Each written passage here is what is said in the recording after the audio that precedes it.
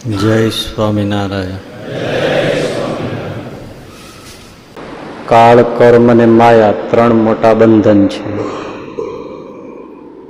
માયાનું બંધન અને કર્મનું બંધન કઈ રીતે અને કેવી આશ્ચર્યકારી રીતે છૂટે છે એ આપણે આગલા પ્રવચનોમાં સાંભળ્યું છે. ત્રીજું બંધન છે એ શાનું છે? શાનું બંધન છે? કાળનું બંધન છે. આગલા પ્રવચનમાં કહ્યું હોય તો યાદ રહેવું જોઈએ કે બાકી શું છે. સાંભળો છો પણ મનન કરતા નથી. કયું બંધન છે? કાળનું બંધન છે. એક તો માયાનું, બીજું કર્મનું, ત્રીજું આ ત્રણ બંધન છે જીવનું. કાળ છે એના બે પ્રચલિત અર્થ આપણા મનમાં છે. કાળ એટલે સમય, ટાઈમ, અને બીજો અર્થ છે મૃત્યુ, ડેથ, સંહારક તત્વ. એ કાળ ભગવાનની શક્તિ છે અને શક્તિ હોય એ શક્તિમાનને આધીન હોય. એટલે કાળ છે એ ભગવાનને આધીન છે. કાળનું જોર પુરુષોત્તમ નારાયણ ઉપર ચાલતું નથી.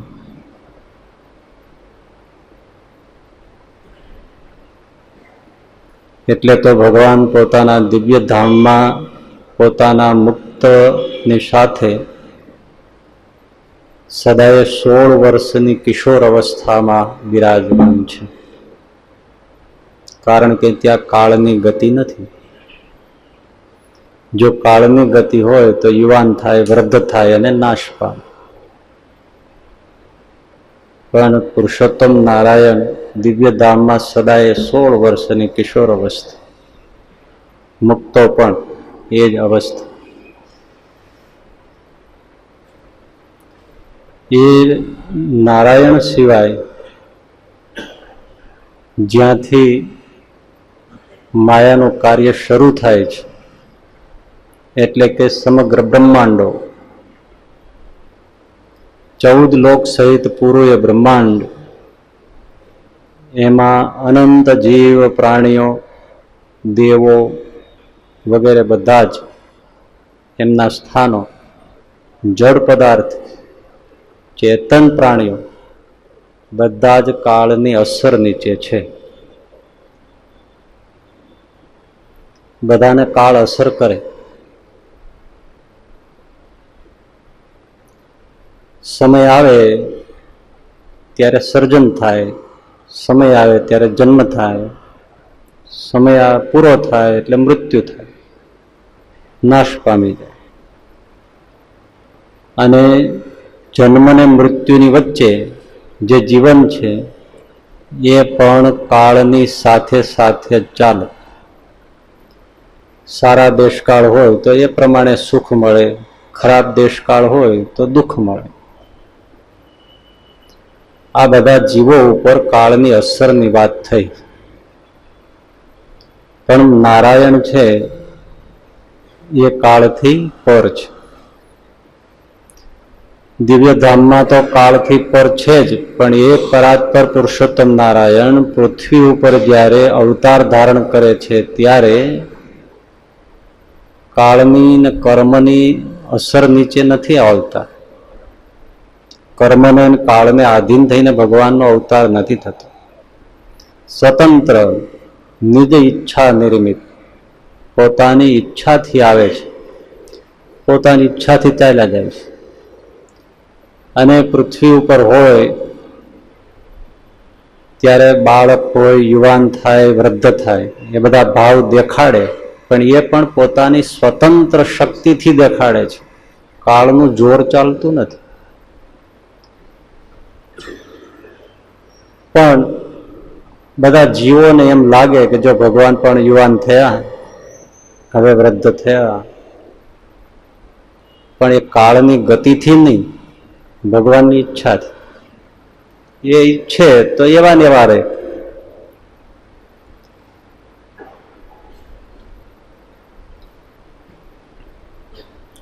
ધનાળા ગામ છે, ત્યાં અણદાભાઈ સુથાર હતા.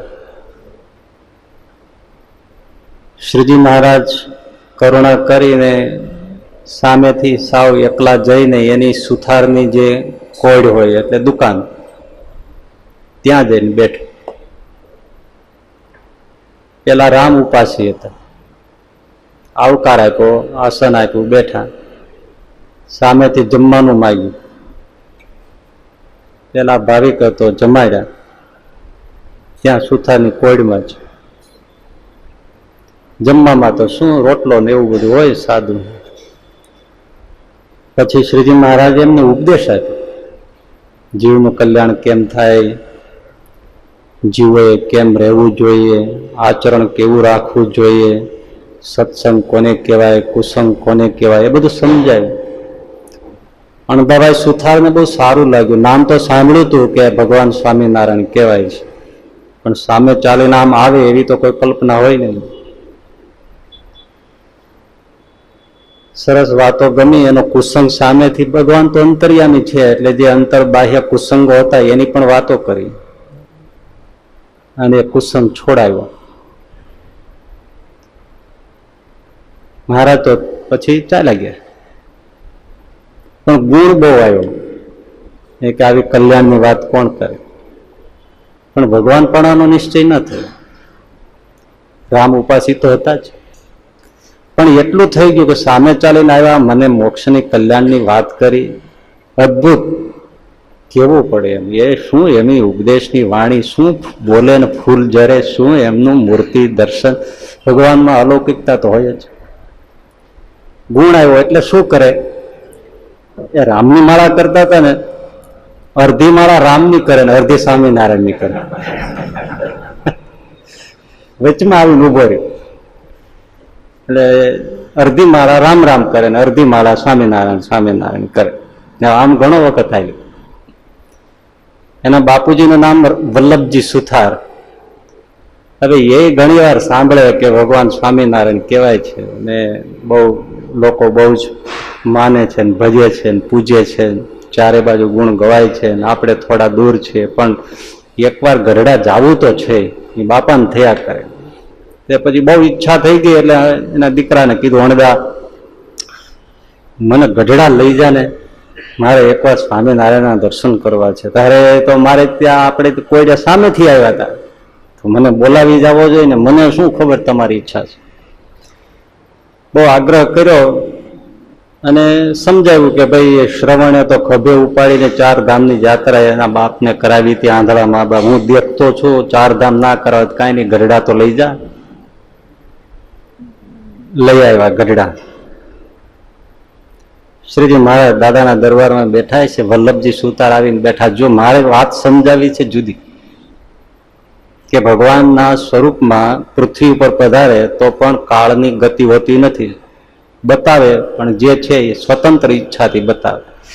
વલ્લભજી સુતાર આવી અને દર્શન કર્યા. શ્રીજી મહારાજ એને 90 વર્ષના ડોસા દેખાણા.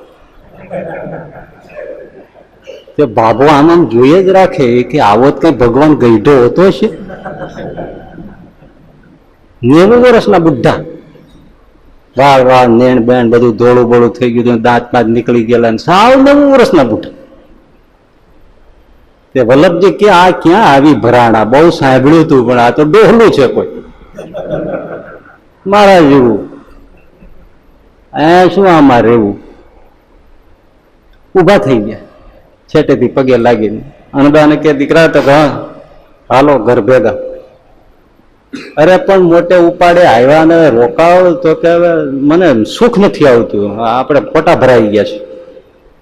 હાલો હવે સાંભળી લીધું, બધું પૂરું થઈ ગયું, ચાલો ઘરે જવું છે. તો પણ થાક્યા છે, કાલે જઈશું. રાત તો રહ્યો સારું.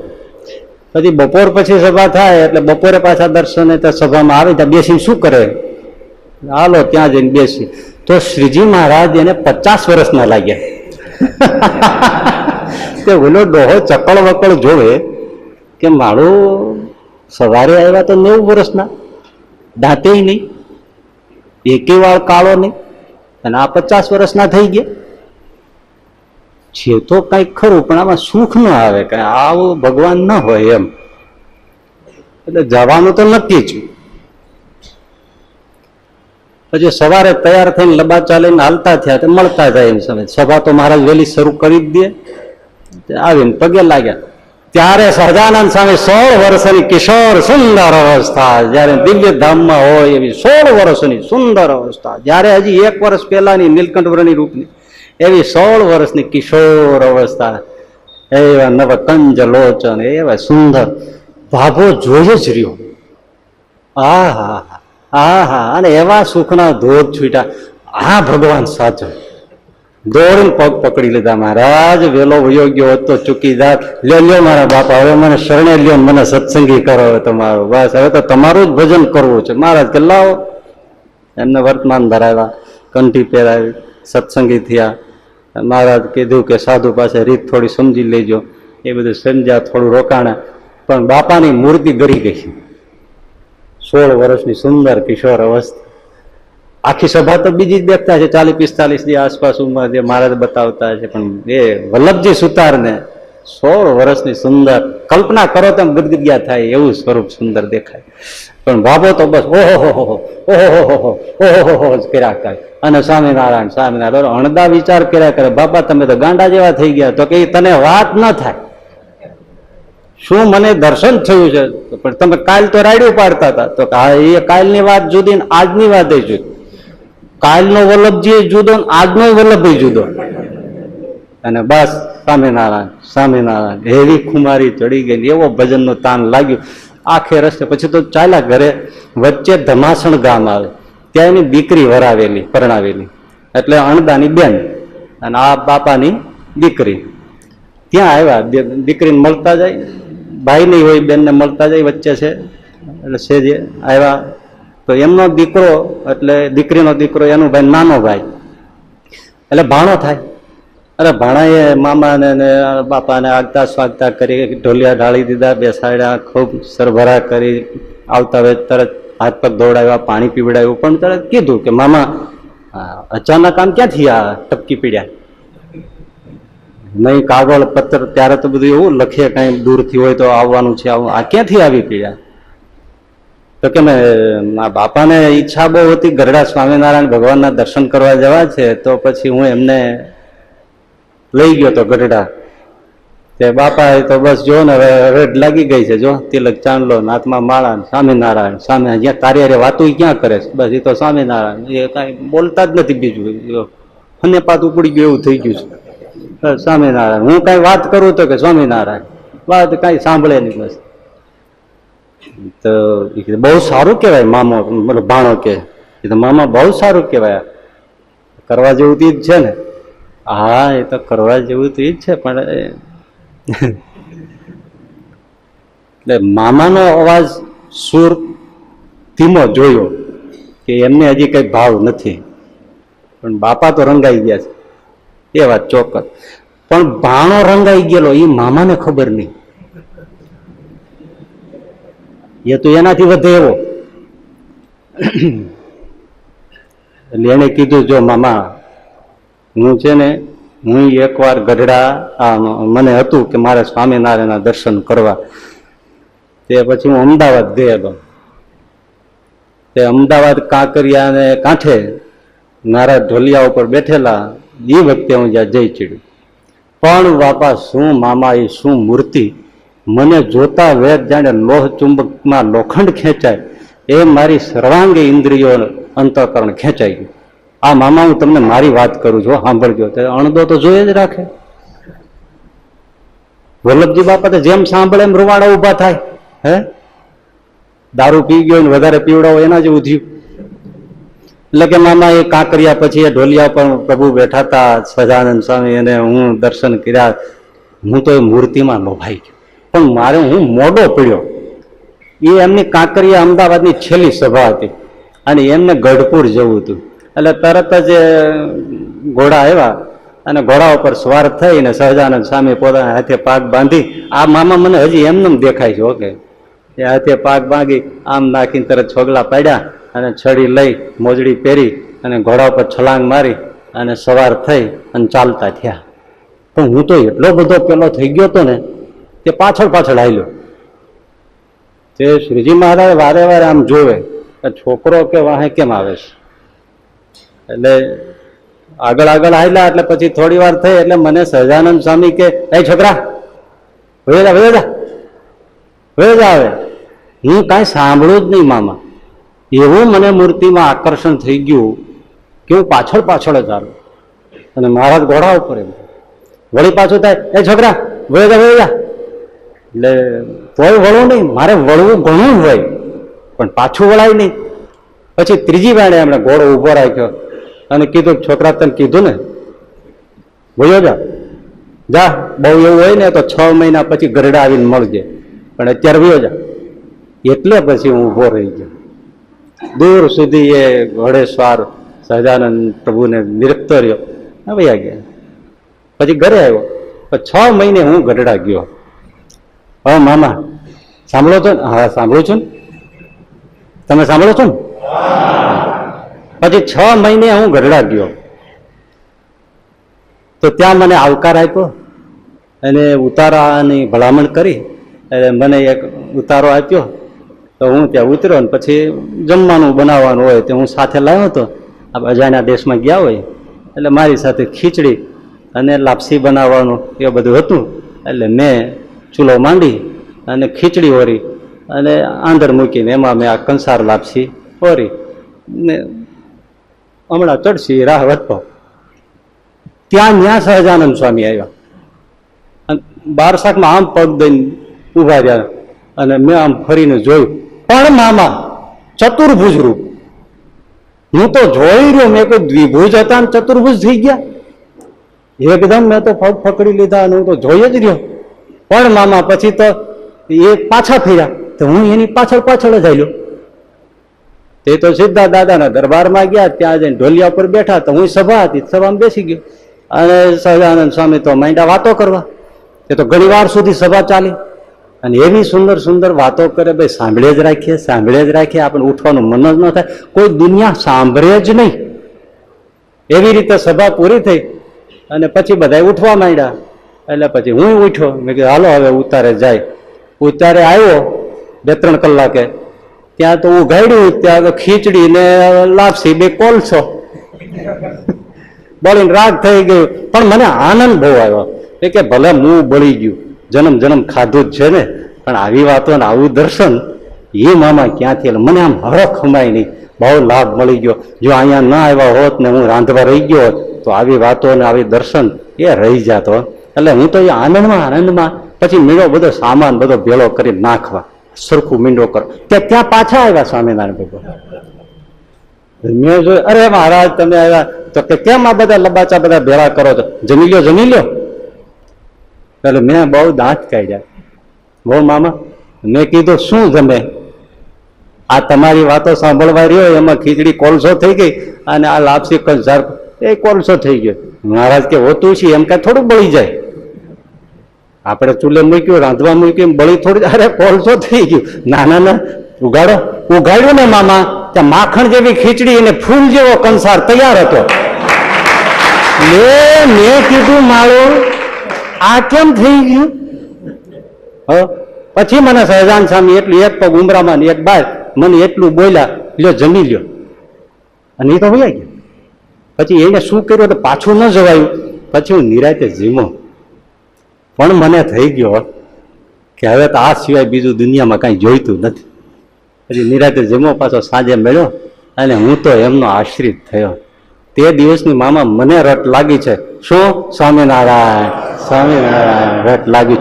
મામા જો મામા સાંભળો, આમાં હું તલ ભારનું ખોટું બોલતો હોઉં તો મને 69 કાળનું પાપ લાગે. અને અણદો ઉભા થઈ ગયા. હા ભાણા. તો કે હા મામા, આમાં તલ ભારે જો ખોટું બોલતો મેં જે અનુભવ વર્ણવ્યો તો મને 69 કાળનું પાપ લાગે. એટલે અણદા કે ભાણા તારે શું સ્વાર્થ છે તે આવો ઓગણો તેરા કાળનું પાપ લે માટે તું પરમ સત્ય બોલે છે. મારા બાપા ત્યાં સત્સંગી થયા, મારી કોળી આવ્યા તો મને અડધો સત્સંગી કર્યો છે ભગવાન સ્વામિનારાયણે. આજે તારી વાત સાંભળીને આખો સત્સંગી થાઉં છું, તારે પગે પડું છું, તું મને કંઠી બાંધ. અને એમ ભાણા પાસેથી કંઠી પહેરીને મામો સત્સંગી થયા અને ત્યાંથી સીધા ઘરે ગયા. પણ એવો તોર ચડી ગયો એને, બસ સ્વામિનારાયણ સ્વામિનારાયણ. હવે ધનાળા ગામ પાછા આવ્યા. બાપા તો આમ એ અવસ્થાએ તો આમ ઉપર ચડી ગયા હતા સાવ. અને પછી આમને એવો રંગ લાગ્યો કે જે આવે ને ભેળા કરીને આ પછી અણદા સુથાર ભગવાન સ્વામિનારાયણની વાતો કરે. એ ગામમાં બધાને ઠીક પીડ્યું નહીં, એ બહુ હેરાન કર્યા. પણ આ ભગત મોડા પડે તે પછી ધનાળા ગામ છોડી દીધું. એ કે તો રાખો તમારું ગામ તમારી પાસે. હું તો હવે પી ગયો એ કેવી રીતે રહે. પછી સોસવાઈ ગામ રેવા ગયા. તે ત્યાંય શરૂ કર્યું, બધાને બોલાવીને વાત કરે ભગવાન સ્વામિનારાયણ આમ છે, એનું આમ છે, મારા બાપા નામ છું, મારા ભાણા નામ છું. પછી એમને કેટલી અંતર ને જાગતા કેટલી અનુભૂતિ. સહજાનંદ સ્વામી તો પછી સૌ પ્રગટ એ છૂટું મૂક્યા એટલે બાપા એમાં તો પછી શું છે મચ્છુ ડેમ પીટ્યો એવું થાય. એટલે સોસવાઈમાં એવું શરૂ કર્યું. તો ત્યાંય લોકો એવા હતા, એ બધાનો બહુ વિરોધ કર્યો. ગામના ઘણાને ગમતું હોય પણ અમુક હોય તો ખરો ને, પાછળ લોકો પણ હેરાન તો કરે. એટલે સોસવાઈ કે રાખો તમારી પાસે. એ પછી ત્યાંથી માલણ ગામ ગયા. એ માલણ ગામ જઈને રહ્યા, ત્યાંય એવું શરૂ કર્યું. તો એ લોકોએ વિરોધ કર્યો તો રાખો ગામ તમારી પાસે. પછી ઘાટીલા આવીને રહ્યા. કહેવાનું શું, સત્સંગને અર્થે ને સત્સંગ પ્રચારને માટે 3 ગામ છોડી દીધા, પણ સત્સંગ અને સત્સંગ પ્રચાર છોડ્યો નહીં. આવા બળિયા એ ધનાળાના અણદા સુથાર ને વલ્લભજી સુથાર થયા. આ આખું ચરિત્ર તો મોજ આવી એટલે કહી દીધું, પણ મૂળ વાત શું છે, ભગવાનમાં અવસ્થા સ્વતંત્ર હોય છે, કાળની ગતિ હોતી નથી.